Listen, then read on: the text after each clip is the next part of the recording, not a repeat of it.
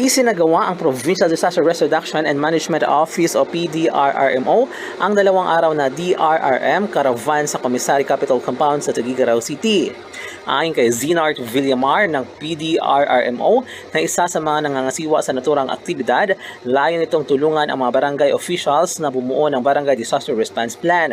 Aniya, ito ay para madagdagan pa ang mga kaalaman ng barangay officials kaugnay sa paghahanda sa panahon ng kalamidad tulad ng lindol, pagguho ng lupa, tsunami at volcanic eruption. Sinabi ni Villamar na 2 participant bawat barangay mula sa mga bayan ng Igig, Amulong, Solana, Alcala, Peñablanca at Tuguegarao City, kasama na ang mga kawani ng Municipal DRRM ng mga nasabing bayan ang inimbitahan sa nasabing aktibidad.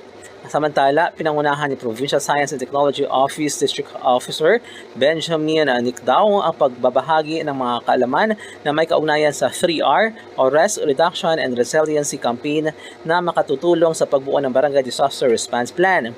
Nabatid na ang naturang aktibidad ay una na rin isinagawa sa ibang bayan sa lalawigan at target tapusin ang lahat ng binuong cluster bago matapos ang taon. Mula dito sa Cagayan, MJ de la Cruz para sa Radyo Alternatibo, Balita Nationwide.